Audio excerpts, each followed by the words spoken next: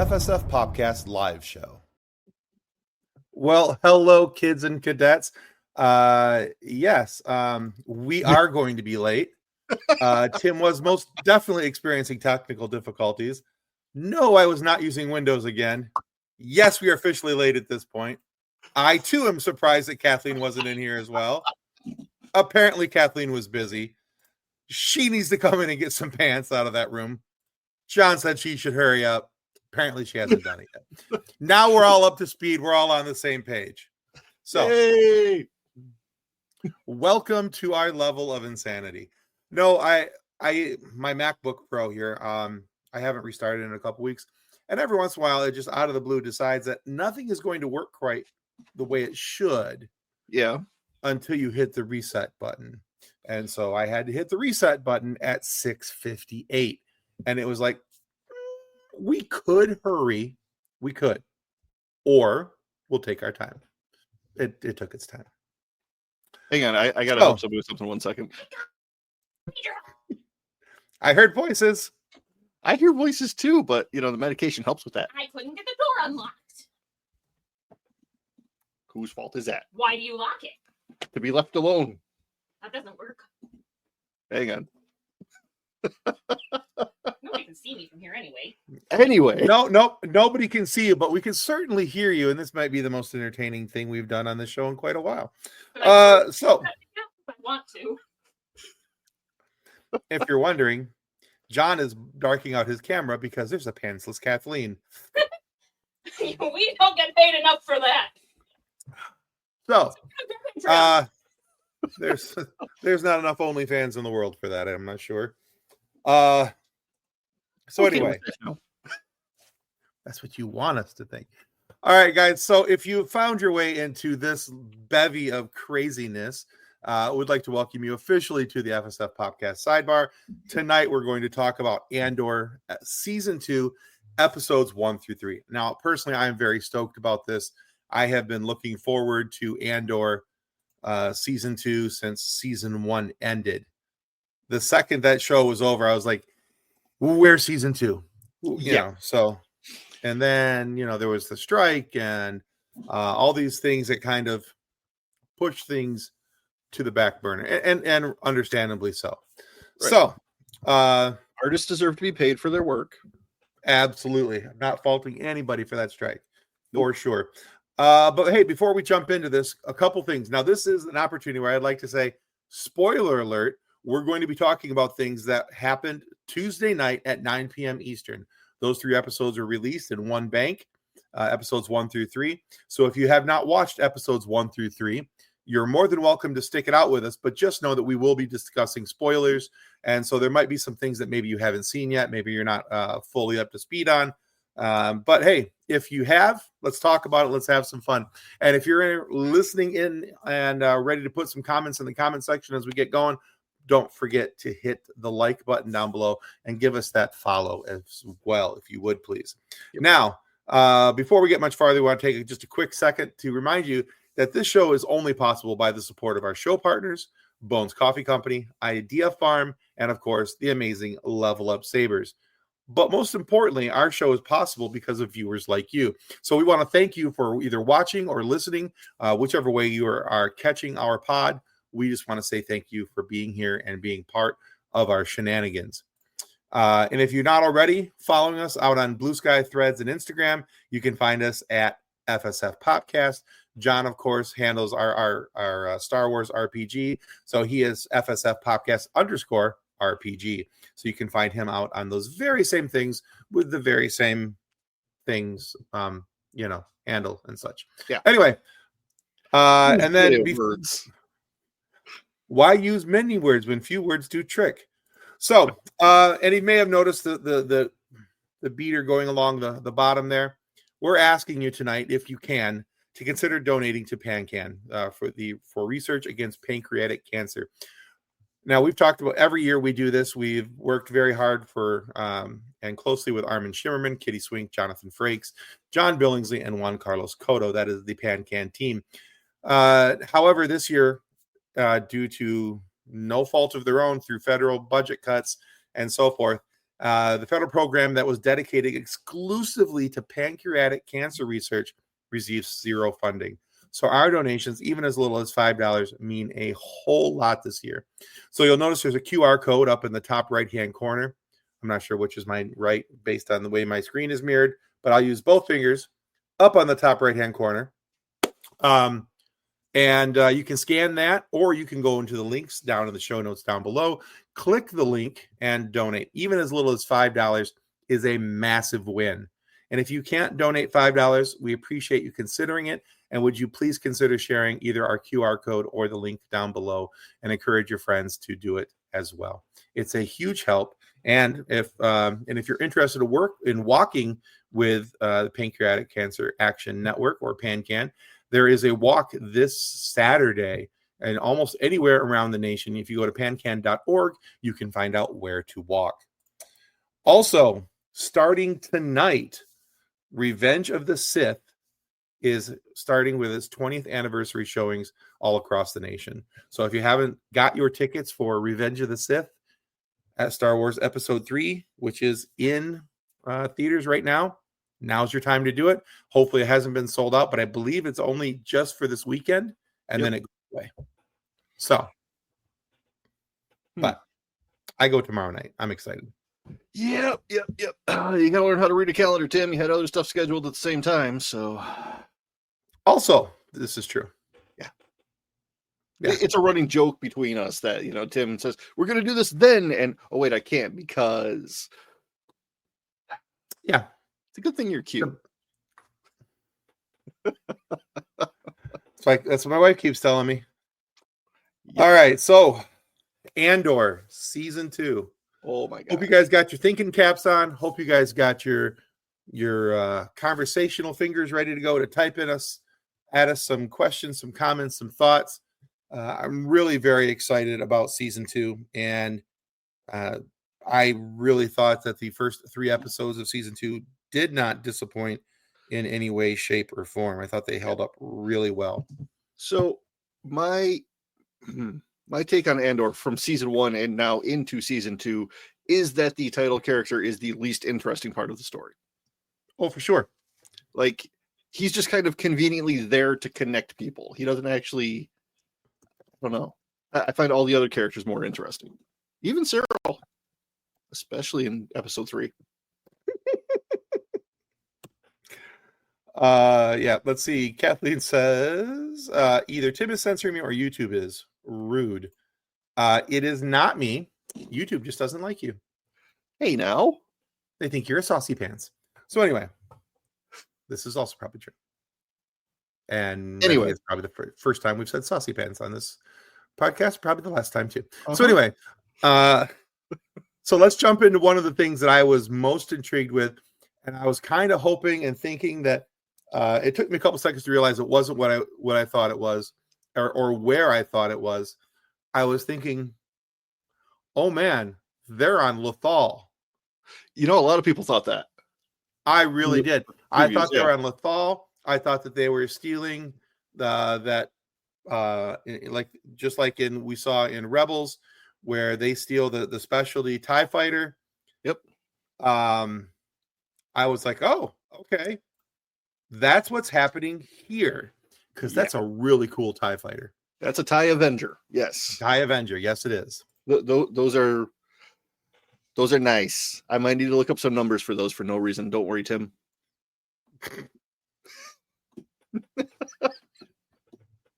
This is how the rest of our characters in our RPG die.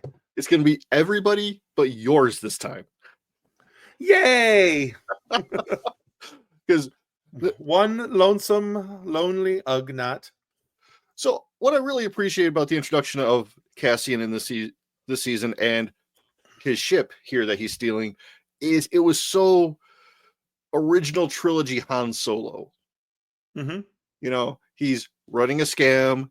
He's flirting his way through things, and the ship doesn't work when he wants it to.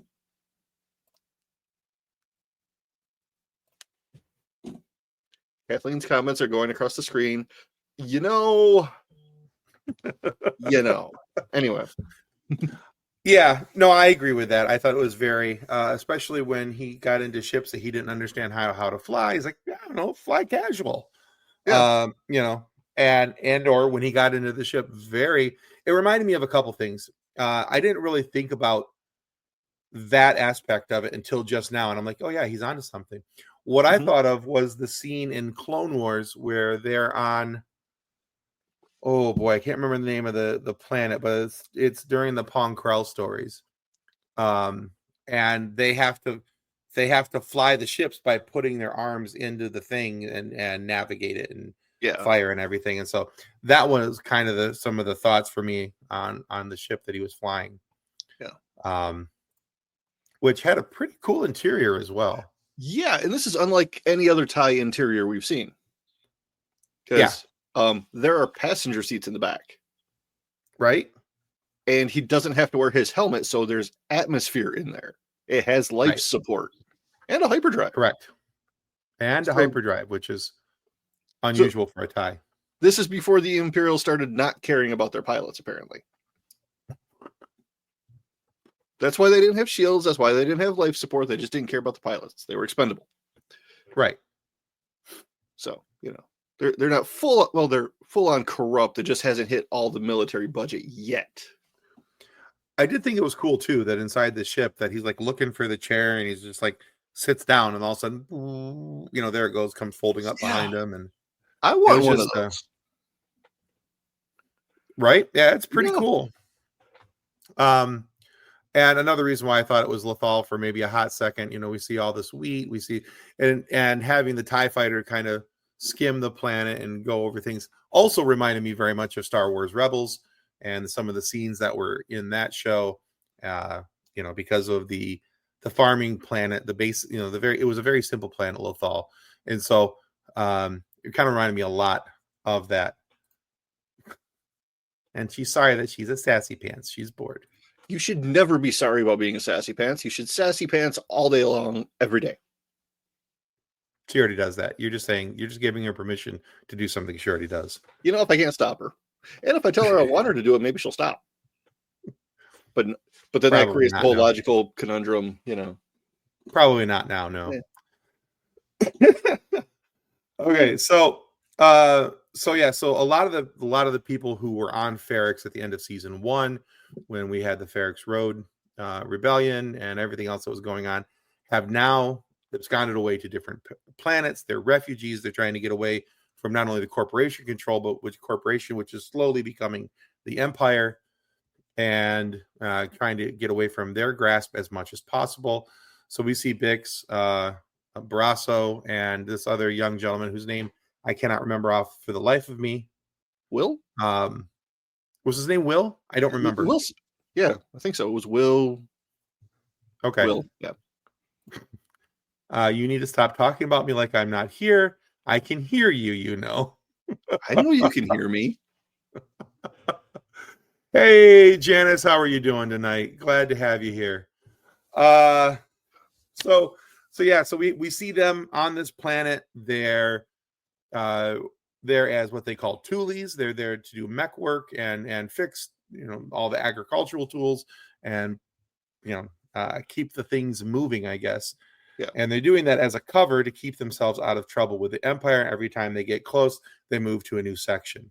And so they're in the section 500. We see them through the episodes talking about by the way, folks, we're going to jump around a little bit from episode 1 to episode 3 and kind of move our way back and forth through these. But we see them in this little movable structure. Yeah. And, they're all very concerned about what's happening, why, where, especially because the Empire keeps getting closer and closer and closer to where they're at. Yep. And those structures are kind of neat too, because they look like they can just be dropped and then expand out. They kind of have some accordion structure to them. That's what I was thinking. Kind of reminds me of kind of drops it. And then... Yeah. A lot of temporary and travel structures we see today. Just,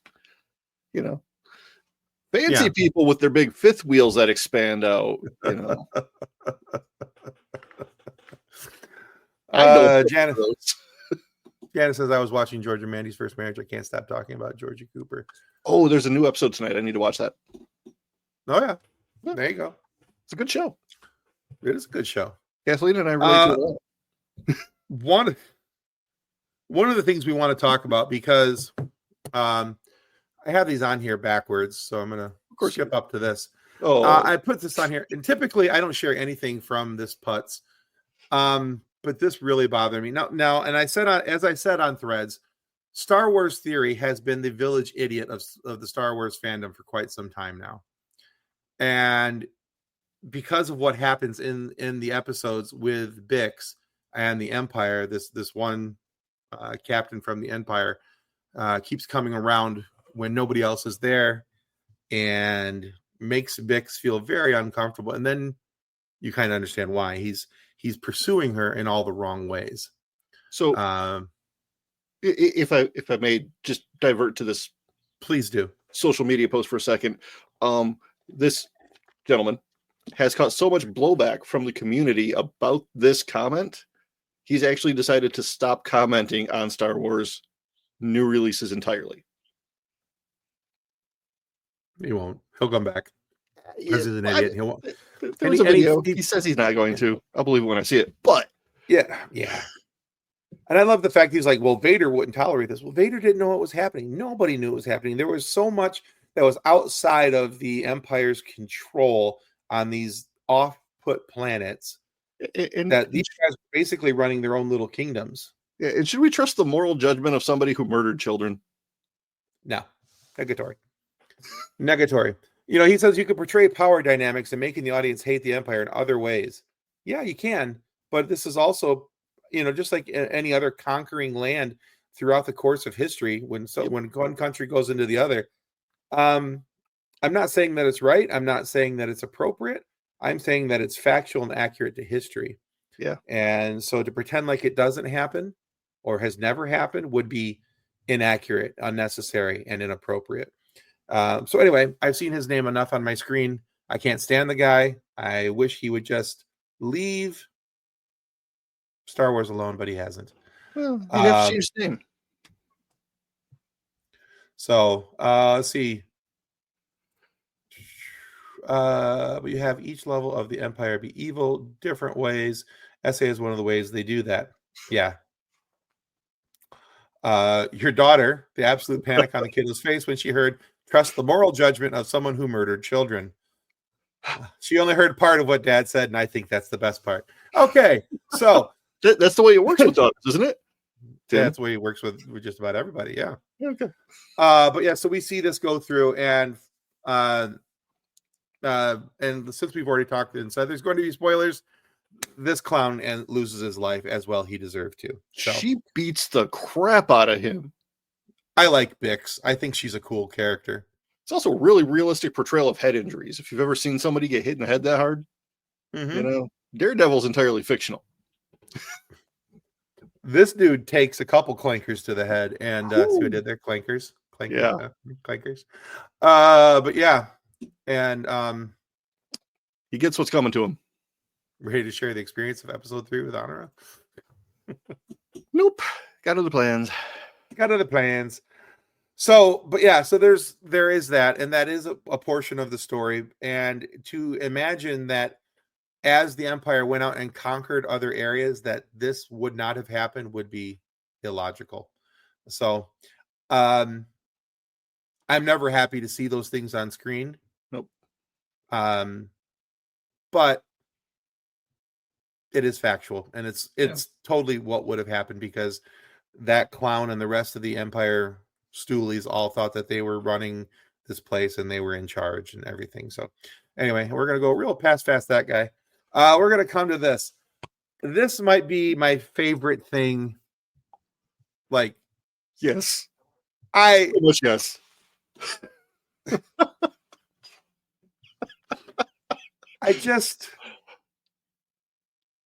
Yes. Okay. So here's the thing. At the end of season 1, we were doing something my daughter calls it shipping. Yes. And it's called When You Put Two People Together, and you're like, yeah, these two people need to go together because it just makes sense. And I was like, I never understood what shipping could have possibly meant and why it was so important and all these other things. And then, hold on, there it is. That was at the end of season 1. I did that. Yes. So while somebody else I did it, remember that. I took it and I added the text and a couple other things. Yes. But yes, till Scarif do we part. And I Yes. was like, yeah, this is perfect. Those guys are absolutely going to end up together. I wasn't sure if it was going to happen or not. And then we got this scene. I know. We got The this whole scene. thing with his mom. Oh my goodness. Right. And I was like, they gave Deidre a personality. yes. And she actually smiled and they humanized her, which I thought was actually kind of a good thing to do because a lot of times when we see people in the Empire, unless they're defecting, we don't really see them as human. We see them as just pure evil. Right. Which there was a lot of people in the Empire who were there because many of them, I'm assuming, would not have felt like they had much of a choice, a chance to do anything else. And maybe Deidre is that person because the way that she talks about the fact that she was an orphan and she grew up in one of the Empire's kinder things and grew up around all that. And so this is all she's ever known. Why would she look at anything different? Why would she be loyal to anyone or anything else other than the Empire at this point? But I love the fact that she holds up these two different outfits. One's like white and black, it's what I wear every day, or straight black, it's what I wear every other day. And you've seen my wardrobe. Anyway. Yeah, this part of the show honestly really did amuse me quite greatly because I was like, A, we're getting them together, and B, Deidre has a personality and I'm here for it. I love it. But this scene, I felt so uncomfortable at the dinner scene. Cyril was not having a Baja Blast. No, he was not. No, he was not. He was having a very hard time with his mother being there. And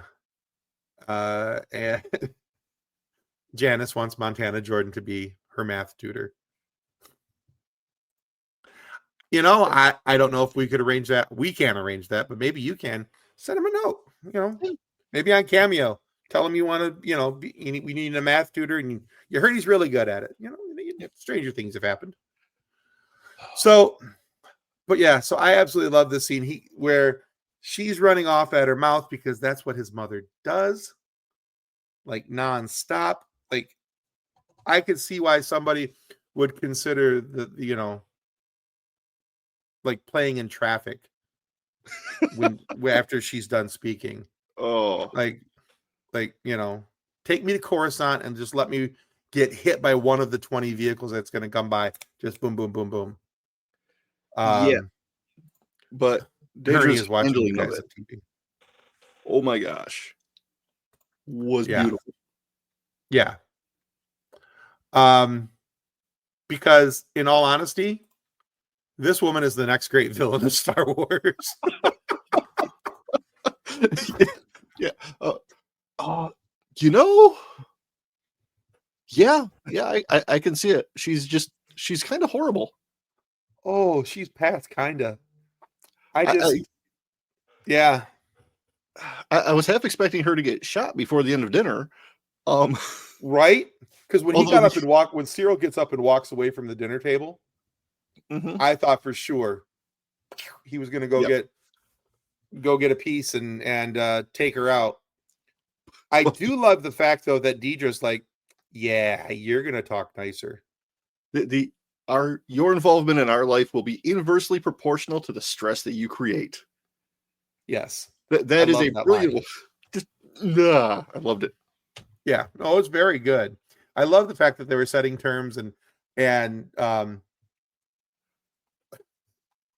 poor Cyril. I just think that he's a good dude. He's a neat character, but that dude has some serious underlying mommy issues. Which that are are also kind coming of- to the surface. Yeah. Tyson is here. Have no fear. Tyson is here. What's up, Tyson? Welcome you to the doing? madness. But yeah, the awkward family dinner with your future in-laws is always great fun for everybody, especially when the childhood stories start coming up and all that. And yet somehow still not. Yeah.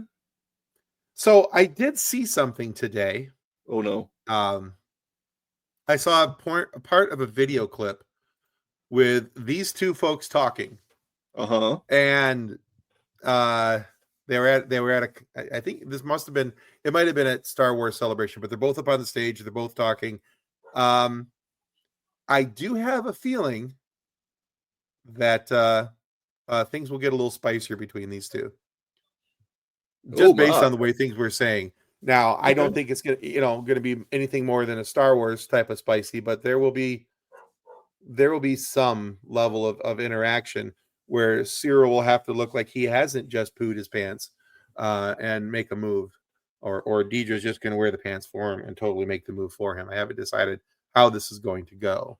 I mean, she does seem to be the boss in the relationship. So, for sure, 100%. Tyson said, "I haven't seen the episodes yet, but also have no fear. Spoil away. I'll get there soon." Perfect. Beans. Yes, we're not going to cover everything, so there's always going to be something new for you. Yeah, there's going to be some gaps in our storytelling here. But as we were saying, or as I was saying, this is the new villain of Star Wars.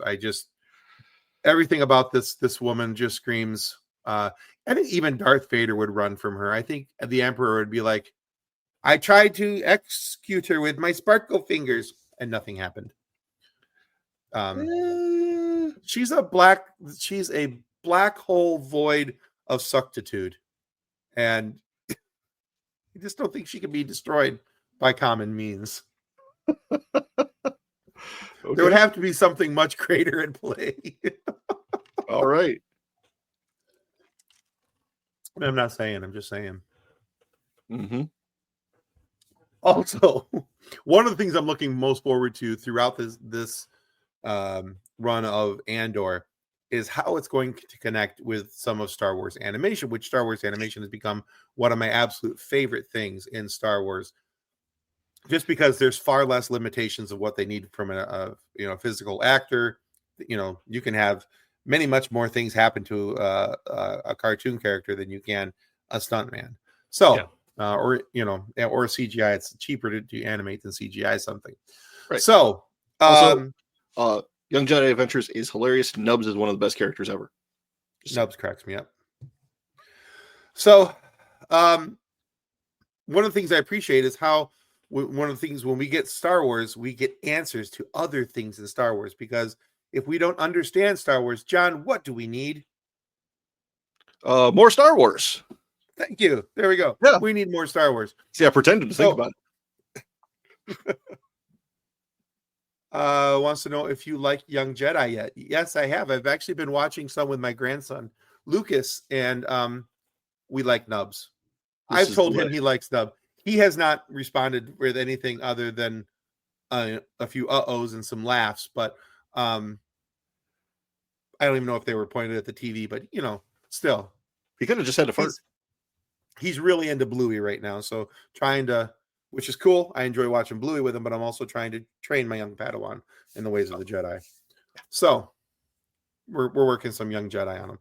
But what I was saying is that we're seeing different ways that these stories intersect. Now, throughout in Rebels, we do meet up with Mon Mothma, and the Ghost Crew is possibly important to Mon Mothma's first real vocalization of anti-Empire things, where she is talking openly about a rebellion. And they do that from the deck of the Ghost. Yes. So what's kind of important here is, now these pictures are a little grainy, and I apologize, but who are we looking at here, John? Who's the character? Erskine Samaj. Yeah, and Mon Mothma. Yes. Yeah. I had to struggle for Erskine. That being her aide, who is also then with her on the Ghost when she makes the announcement. Correct. So we see them there, and then this is a much better picture there, much less grainy. And but yeah, so we can see Brisket? did John said brisket. Erskine. Brisket, not brisket. Now brisket does sound good. I think that's how it's said. Anyway, I would have to look it up and Yeah, I believe that's the name. Erskine Samaj. I think we had it backwards. Erskine Samaj. Okay. But yeah, so it's kind of nice that we're going to have an opportunity to possibly see this play out. Kind of hoping we will. I think it could be really interesting to see that because again, the more I can get the Ghost crew involved, the happier I'll be. Mm-hmm. But we'd also have to have a much younger Sabine. We'd have to have a much younger Ezra. I mean, it could just be a holographic conversation with Hera. Yeah.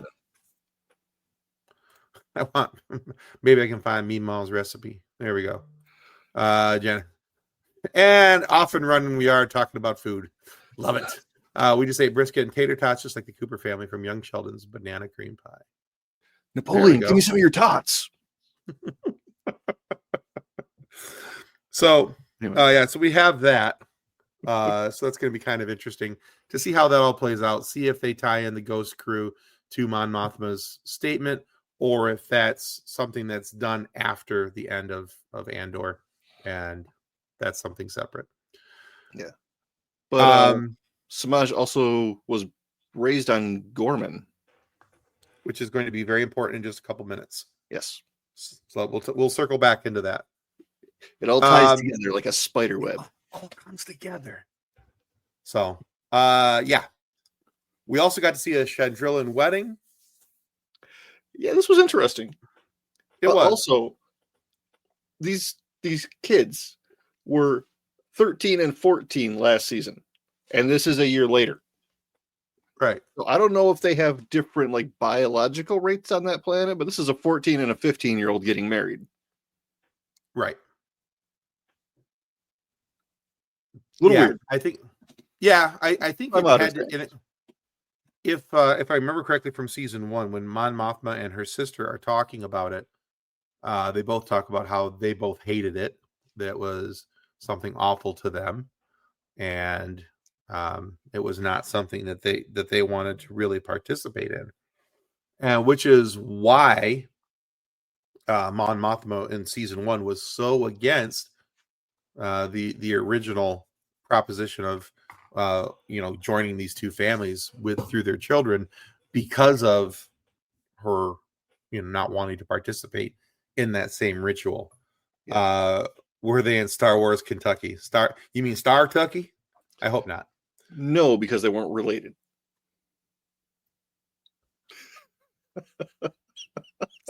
So anyway, throughout the course of this episode, it's kind of interesting to me because we see that Mon Mothma keeps reaching out to her daughter to try and mend some fences, because all throughout season 1 we saw that these two were very separate. Very, there was a chasm between these two, and it has not gotten any better. No. When Mon Mothma is trying to explain to her daughter that you don't have to go through with this if you really don't want to, she's trying to give her daughter a way out, trying to express her own concerns and feelings as a mother, the things that she went through as a young girl, going through this very same ordeal, and explaining all the things that her mother said to her, but her mother was drunk. And her daughter responds with, "I wish you were drunk right now." Yeah. I was like, dang, okay. And done. That relationship is probably forever severed. But and a short while later, she kind of gets her wish. Also coming up to that. All right. So all throughout this multi-day affair, we see her talking with her friend Tay, who's I believe from the banking clans, something like that. He's basically going to help Mon launder money so that it can't be identified by the Empire, so that she can help fund the rebellion. And something's going on in Tay's life. He and his wife are no longer together. There's something going on there. Mm-hmm. And this dude's life is about to come up all zeros, it seems like. And he because blames he's. it. Go ahead. No, Oh, he blames please. it on the rebellion, like straight out. Says that because of the rebellion, his investments have fallen apart, which helped lead to his Yeah. divorce. So he kind of blames Mon for all this on some level. Yeah, he wasn't coming right out and saying that this is your fault, but yeah, I got the same vibe that yeah, this is your fault because you asked me to do these things. I did these things, and look what has happened to me. Yeah, that's the impression that I got out of this. And so throughout that whole time, they're talking, and then Luthen, who are one of my favorite characters from season 1, especially because that monologue that he had up on that walkway, that catwalk, that was amazing. One of the best monologues I think in cinema. That's just really, really cool. But Luthen is a very intelligent dude, and he sees what's going on. He sees Tay kind of circling around Mon Mothma and just, and they're both kind of nervous because what's going to happen, and is he going to lose it and spout off all these different things?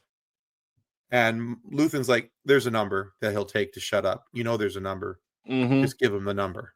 Yeah. So, let's see. We got a couple comments from Janice. Any tips for me? I get shy around Montana Jordan. Well, if you're actually around him and have actually an opportunity to interact with him, just treat him like a normal human being. Just talk with him. That's going to get you farther than you think. Just don't make a big deal about it and just talk normal. You'll be fine. He's so very cute and adorable, the cutest. He's just so cute. I think she thinks he's cute. I can't be positive. I'm definitely picking up the vibe though. We're picking up the vibe, Janice. You might think he's cute. That's okay. Having him on this podcast would be so very amazing. I have some questions to ask him. If we can ever get him on, we would love to. We have reached out to his people. It's about time to try again, though. Let's see. Is that Papa Skarsgård? That is Papa Skarsgård. That is the eldest of the 87 Skarsgårds that are out there. So, yep. It's a wonderful role. Even the way that his character changes from scene to scene, from being the socialite to being the spy to being the everything. He floats in between those very well. Mm-hmm. Oh yeah. He goes from being the socialite and showing off the statue to being just kind of the guy that's there. Yeah. And kind of taking it all in, not sulking, but soaking it all in, sitting in the background and seeing what's happening, and then having a conversation with Mon Mothma, and you can kind of tell. One of the things you mentioned earlier, that you said that you love some of the characters who aren't the character title character rather. Right. Mon Mothma for me is one of those characters. I have loved the development of Mon through Andor and getting a chance to see her, and really we're getting a look at how important she is to the rebellion's beginning and everything that's happening. And we see her at this party. She knows something's about to go down. Something drastic is about to happen. And she is in a rock and a hard place in her own marriage, in her relationship with her daughter. Now everything that she's been trying to do for the rebellion is all coming to a head. And she doesn't know if it's a good head or if it's a bad head. And, what's going to happen to her. Hey, Jesse, welcome. Always nice to have you. Always good to have the Jesse in the house. Mm-hmm. So yeah, I'm kind of curious to see what her reaction would be, but will be once we find out what Tay is actually going to do. Can he be bought off? Is there a dollar value out there that he's going to, or is he so embittered that he's just going to want to see everybody else burn? Which direction is he going with this? Or is his driver, who we saw in season 1, going to just make him disappear? I think he's going to. Yeah. Nice, Tyson. Nice. So in the moment, I think that it was really important for us to see Mon as a human being, Yeah. And oh no, Jesse was in a car accident yesterday, so resting. Fun. Oh, Oh, good for him. Jesse, I'm so sorry. I hope you feel better. I hope you're Yeah. okay. That is no bueno. That Yeah, definitely sucks. not fun. Yeah, blows. Um, let's see. She says, I only saw a bit of episode 1 of Andor, but did enjoy the Mon stuff. Yeah. It's very cool what they're doing with her, because we talked about with the some of the Empire people, like with Deidre and Cyril. It's kind of neat to see them being humanized, and we're seeing their decisions and everything they're doing from a very human aspect, instead of just the very rigorous, I have to do it this way, this way, this way, because that's what the Empire would want me to do. Right. And we're also seeing that with Mon Mothma. We're seeing a very humanized version of her, because in everything that we've ever seen of her, she's always very stately. She's always very, prim and proper. And we see her in this episode finally give in to human instinct, and she's like, everything's going to crap. I'm going to power down some shots, because girl was hitting some shots. Woo. And then, yeah, that's not The animation's not working. The animation is definitely not working. That was a GIF of Mon Mothma dancing. Uh-huh. I guess it. Hold on, we'll try this and add it one more time. Nope, still didn't work. All right. But yeah, so that's. But anyway, they're very cool GIF of her going through and dancing, and she's having a great time. And side note, I really, really, really want to find that whole dance mix, because that was some really cool techno music. And I think I found the guy actually who made it. I need to verify that, but I'll have that. I'll know a little more later tonight. Let's see. Jesse says, neck and back injured and car needs repair, but very lucky. Unfortunately, my fault. Oh, I'm sorry. That makes it even worse. But I hope you have a speedy recovery.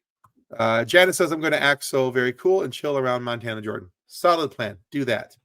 Let's see. I wonder how her daughter plays a role into all of this. Like something might happen to her. I guess. Yeah. I have to think that if the proverbial crap hits the proverbial fan, and they come sniffing around Mon Mothma and trying to figure out what her level of involvement is, that I'm pretty sure both her husband, Perrin, and her daughter, Leota, are both going to be like, she's right there. Have at her. I don't think there's any loyalty from her husband and her daughter whatsoever.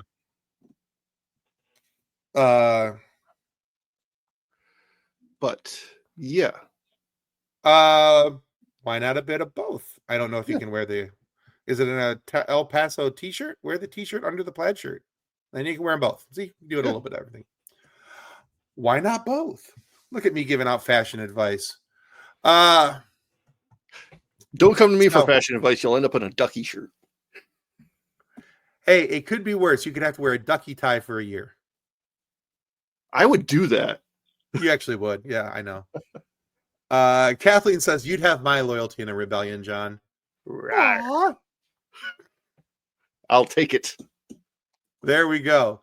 So yeah, she's still supposed to be dancing, still not dancing.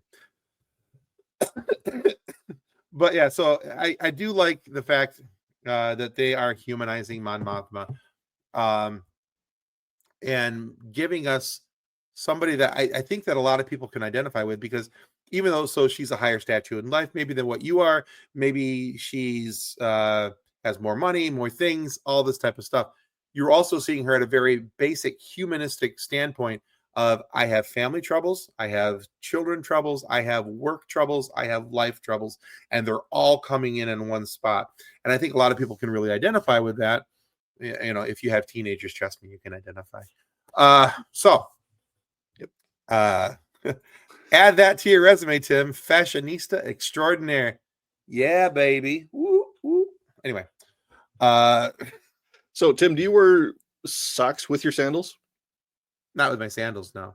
Okay, just checking. When my Hey Dudes, I do. Okay. But just like, the little, they're called no-see-ums. They just kind of. Okay. But you don't wear like the white crew socks with your sandals. No, if I'm gonna rock socks and sandals, they're black and they go to my knees. Wow, the grandpa stage has hit you hard. No, it has not hit at all yet. So we talked earlier about, I'm gonna skip back just real quick. Yeah. This gentleman with the red arrow over his head, that he is Gorman. Now, this is going to be coming up very. Tony Gilroy, who is the showrunner and writer of Andor, has said that something that has been talked about in Star Wars lore and is one of the breaking points of the rebellion, and one of the things that has fomented the rebellion so strongly, is going to be dove into in Andor season 2. And we'll get up to it. It is the Gorman Massacre. So, John, what's coming with the Gorman Massacre? So, as we could see with the meetings with, Krennic here, the Empire is starting an intelligence operation, like a disinformation campaign to make the Gorman people look bad in the eyes of the general public. Correct. Because there's a mineral in Gorman that they need for the Death Star reactor. Right. But so much of the galaxy likes the Gorman silk, which is woven by the Gorman spiders, that they kind of need to get everybody's opinion against this planet so that they can make a sloppy rebellion on the planet, put it down, and then crack the planet to get their mineral. Right. Yeah, it's a propaganda machine that what they have going. And it's kind of interesting. They even have the two PR guys in the room talking about how stuffy and snooty the Gormans are, and they're so snuffy and snooty that even the spiders are snuffy and snooty, and and all these different things. And I'm like, okay, yeah, and all of your pre-existing opinions about them, we made those. You think that because we said so. Exactly. And every government does that kind of thing. For sure. Jesse's asked, do you think her husband and child might join the Empire? I don't think that they're. It's a good question. I think what it is that they're technically already part of the Empire because of where they're at. They're just not going to join the rebellion. They're just not going to see the benefit of following Mon Mothma into the rebellion, and so there's going to be a split from her family. I think that's what's going to happen.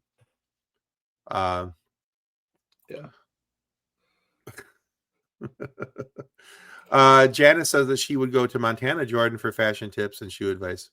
Well, now you've hurt my feelings. I'm a fashionista extraordinaire. We've already established this. Me and my green t-shirt. I'm having too much fun. Janice says, you're going to be 50. How do you I got a couple years before I'm 50. Let's slow down the 50 talk. You're almost my dad's age. You're at that grandpa age. I am at a grandpa age, and I'm very okay with being a grandpa. It's one of the coolest jobs I've ever had. So all the fun, none of the responsibility. Exactly. Shake them up, sugar them up, send them home. So, but yeah, so it's kind of interesting. We have this massive propaganda, disinformation campaign going, and we have Krennic recruiting Deidre for this to take over on the planet Gorman and kind of run the show there, which I think is kind of interesting. Even her boss inside of the ISP is like, you need to, or ISB rather, is you need to go take this. This is a gift. Yeah. Let's see. I bet the hubby dies and the daughter blames mom. So I can see that happening. Absolutely. That's definitely. Yeah. Yes, Kathleen, it actually does. It does make being a parent worth it. And there's lots of other things. I enjoy all my children for different reasons. There are also some days when I've decided that I'd rather not have children. And I think all three of my children would understand that. You're going to be 50 is giving you too much credit. You're not going to make it, man. That's also a distinct possibility. I know my wife. And I know that this runs a little too much for her liking. Yeah. But here's what this is one of the interesting things. Like I said, Tony Gilroy has said that this is going to be a running story in season 2, that we will see the Gorman massacre and the fallout from it. and we already have this still shot. Yeah. It's going to be insane. Basically, what if you're not familiar with what happens? There's a peaceful protest against the Empire on the planet Gorman. Stormtroopers basically go ham. They eradicate the protesters. They they quiet the protesters. Quiet them. Quiet them. Quiet them by killing them is what they do. Yeah, I was trying to be diplomatic here. And maybe we'll see, some proof of Kenobi's statement about only Imperial stormtroopers are so precise. Because, in the movies, they miss a lot. Admittedly, Well, maybe Hope was on purpose. But. True. But maybe, we're still kind of early into the Empire. So maybe at this point, they're still getting quality training, not being rushed through as much. There is that time level between where they stopped with the style of training they were giving the clone troopers, which was very intense and regimented, to the conscription soldiers,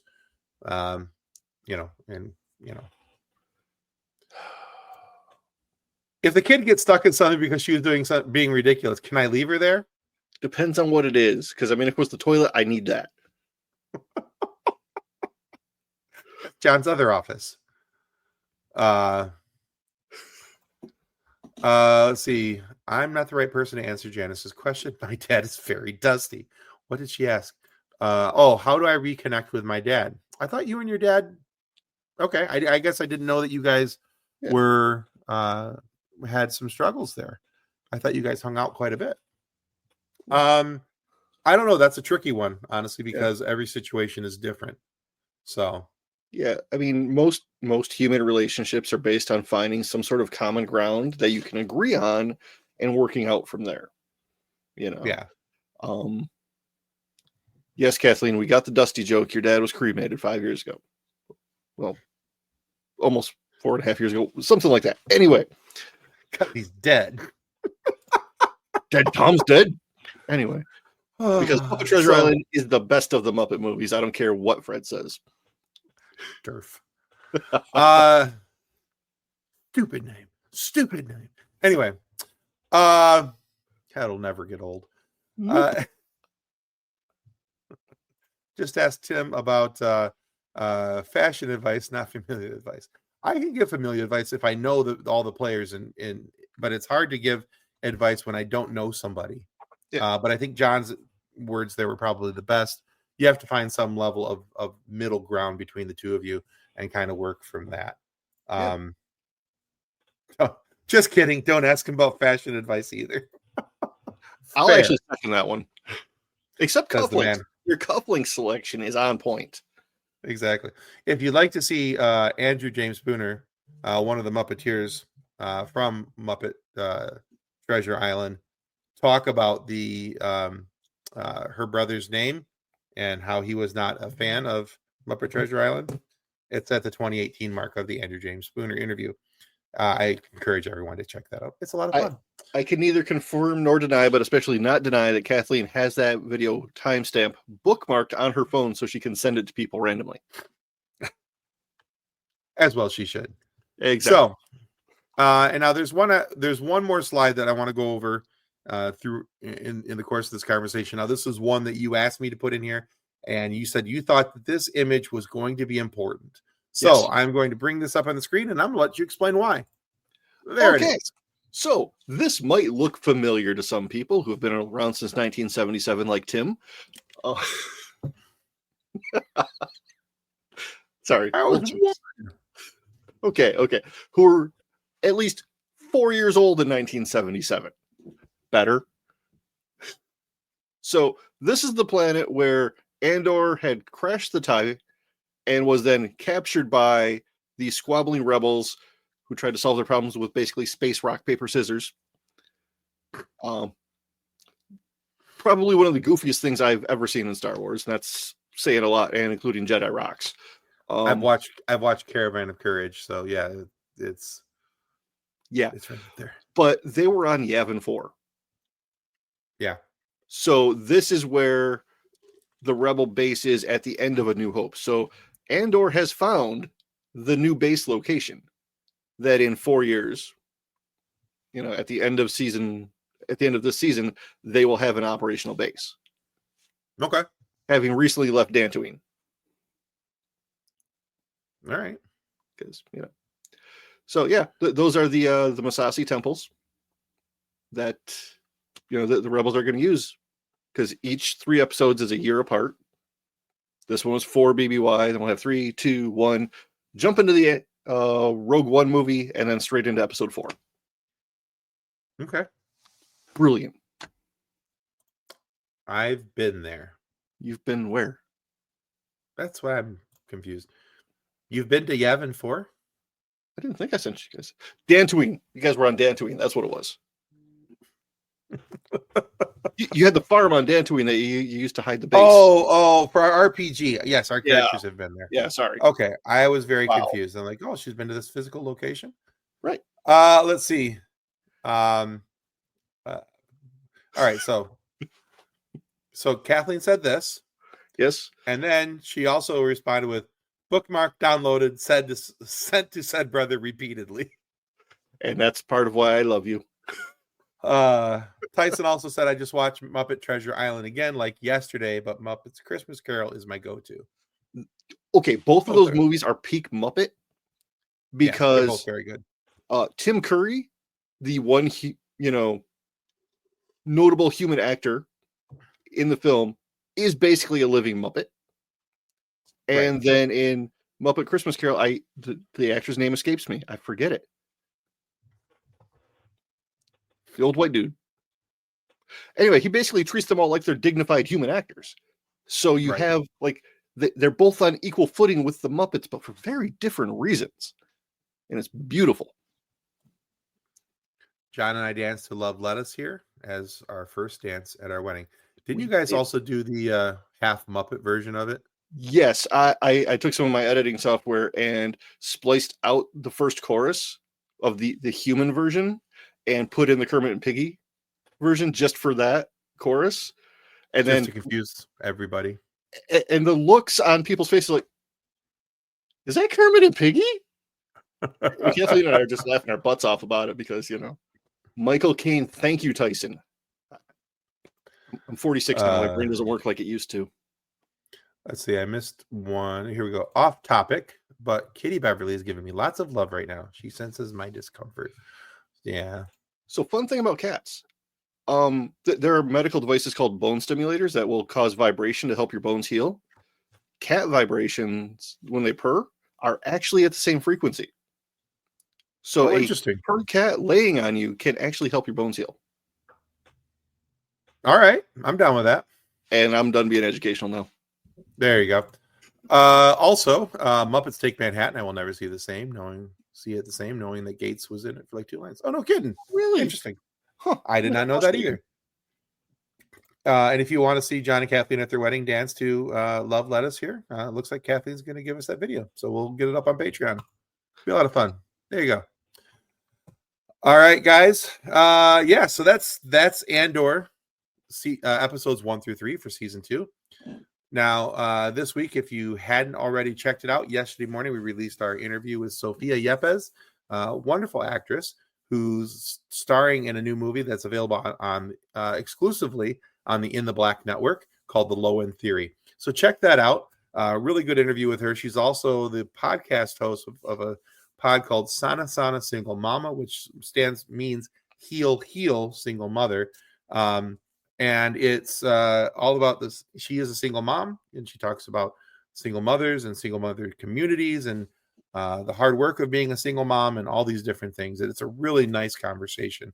Very much enjoyed talking with Sophia. She's just a ton of fun.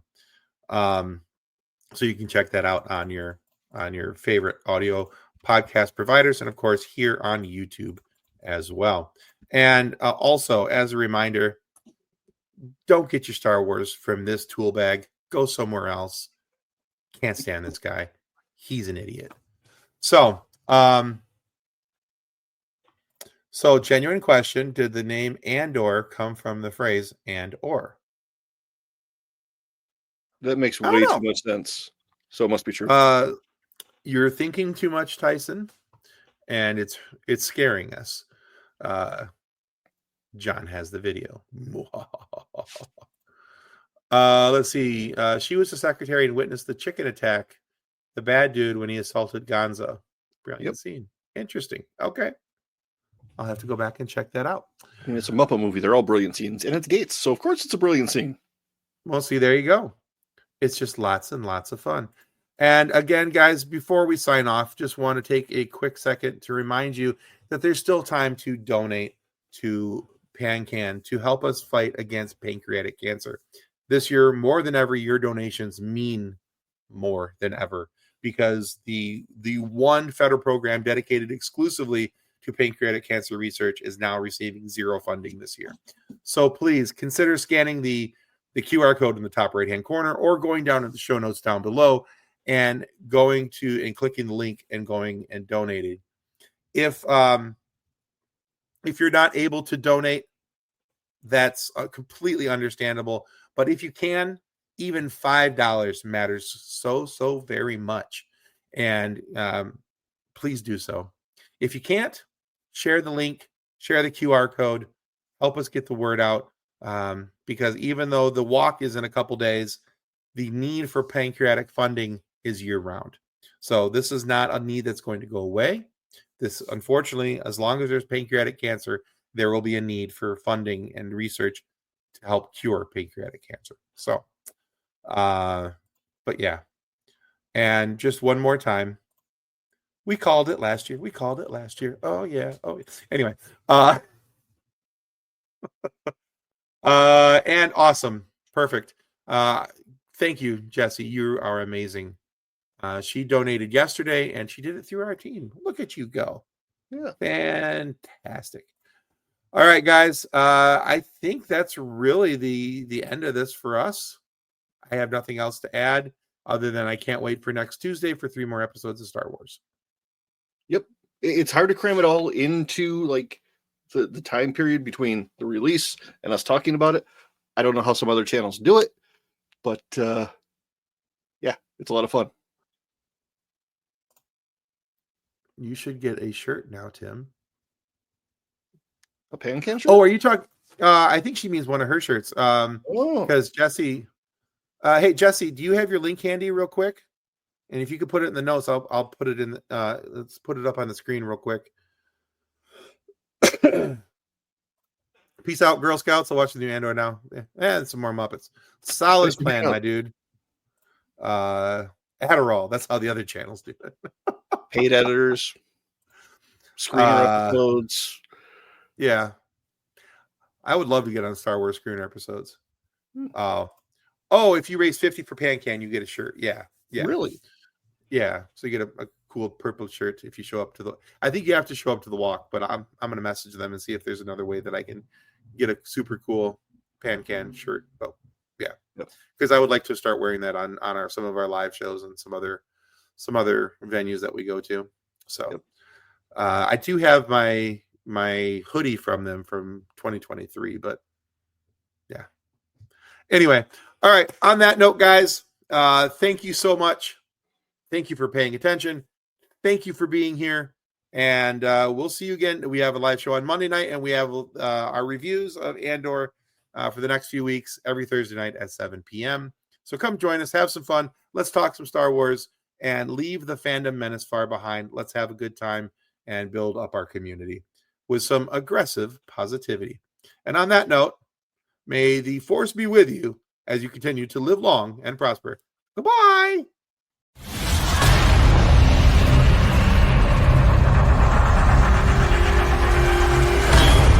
Welcome to the FSF Podcast live show.